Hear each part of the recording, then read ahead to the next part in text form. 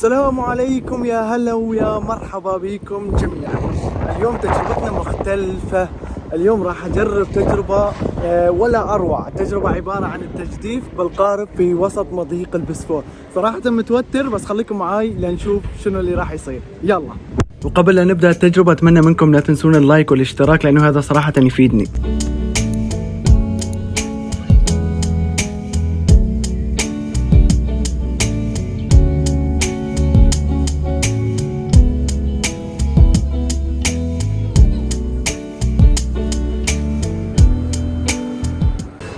حاليا أنا قطعت من الجانب الأوروبي من منطقة زيتون بورنو بالتحديد عن طريق مترو مرمراي اللي يعدي من تحت المضيق البسفور باتجاه اسكودار. لما تطلعون مترو مرمراي لا تنسون ترجعون مثل ما انكم شايفين، لأنه هي التسعيرة غالية من أول الخط لآخره، ولكن إذا تقطعون بس محطتين 3 أو 4 5 محطات في دائما ماكينة خارج المحطة تقدرون ترجعون منها فلوسكم. حاليا أنا وصلت اسكودار، صرت بالجانب الآسيوي. بالعادة نطلع بالعبارة بالبحر، ولكن لما أكون مستعجل بالمترو، المترو أسرع 5 دقائق تكون بالطرف الثاني، بينما العبارة للناس اللي يحبون أجواء السفينة والمضيق. حاليا وصلنا مكان القوارب التجديف. خليني أشوفكم القوارب اللي بدنا نطلع بيها. شايفين هذين القوارب اللي راح نطلع بيها في هذا الاتجاه على مضيق البسفور. حاليا لازم نلبس سترة النجاة.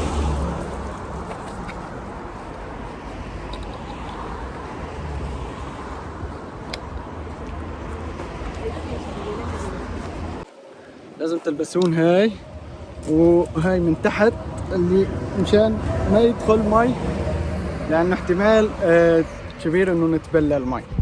فخليكم تجربة، متحمس بس الموج عالي. صحيح اعرف اسبح بس البحر ما عنده، تعرف ولا ما تعرف، الوضع صعب. خليكم معي يلا. حاضرين.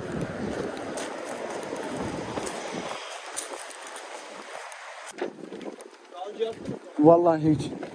Sen orada bekle. Bekliyorum.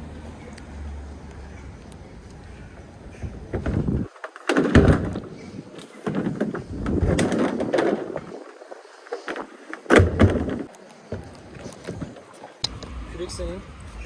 Tamam. Bak şimdi suya düşme ihtimali çok az. Yani devrilme ihtimali çok az. Diyelim ki devrildin. Suya düşerken şuradaki ipi çekiyorsun kendine doğru. Bu zaten çıkıyor direkt. Hı. Tamam, ben yüzmeyi biliyorum. Yok, yüzmeye sıkıntı değil. Düştüğün zaman diyelim o ipi çekiyorsun, daha rahat çıkarsın içinden. Evet. Tamam. Merak etme kardeşim. Sağa sola yapma. Sadece kollarını önlesin. Suyu önden al, geriye doğru it.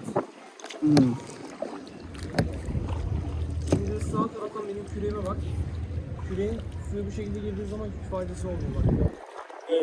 طبعا هنا المدرب يعطيكم بعض التعليمات قبل ما تنطلقون. كان عم يقول انه نسبة السقوط بالمي قليلة جدا، ولكن عم يعطي بعض التعليمات في حال سقطتم بالمي كيف تطلعون. طبعا ما بداعي انكم تخافون، لانه نسبة الامان عالية جدا، موجود اشخاص متخصصين بالانقاذ، ولكن هي تعليمات بديهية، وبعدها يصير يعلمكم طريقة التجديف الصحيحة.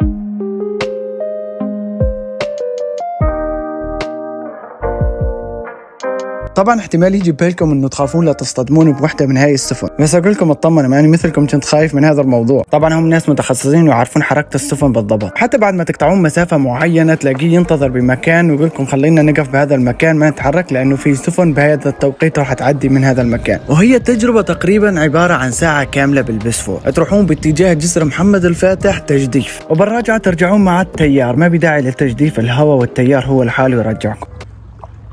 من اروع التجارب باسطنبول صراحه انك تجرب تطلع بنص مضيق البسفور. أول مرة أجربها وإن شاء الله مو آخر مرة راح أعيدها. شوفوا هذا الإطلاق نص مضيق البسفور. هناك جسر محمد الفاتح، هذا الجانب الأوروبي، وراء الجانب الآسيوي. ولما توصلون تحت الجسر المدرب اللي معاكم ياخذ لكم صور فيديوهات بكل أريحية.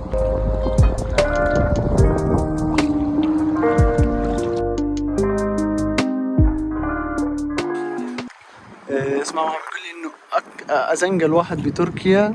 هذا الشخص اسمه نيدن؟ دمير صبانجة.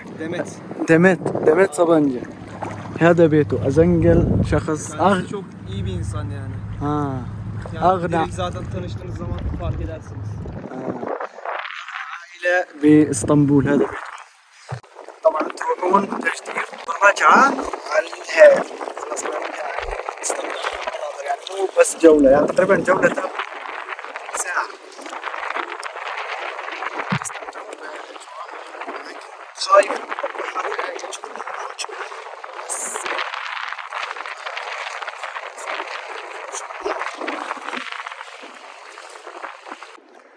شوفوا لي الأجواء ما أحلاها. تخيل حالك كنت بالصبح.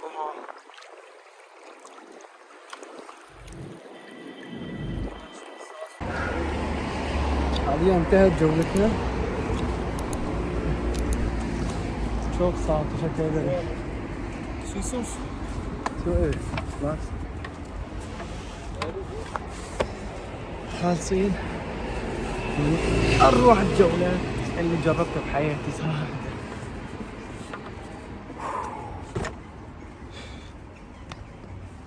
ندخل ليلة مي، شي بسيط هيك.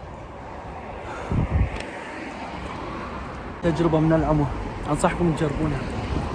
راح أحط لكم تفاصيل هذا المكان والعنوان. طبعا 700 ليرة كلفتنا، 700 ليرة للشخص اللي عارف تركي. بس اللي ما يعرف تركي قال لي 1400 ليرة. ليش؟ لأنه راح يعذبهم. تجربة من العمر. أتوقع إنه مو آخر تجربة اللي راح أجربها بالأيام الجاية. فاللي حابب يجرب هاي التجربة تواصلوا معي على الخاص، أنا هنجيب لكم أسعار خاصة بكم. إن شاء الله أشوفكم فيديو جديد وفيديوهات أجمل وأجمل. لا تنسوني من دعمكم لأنه هذا يهمني.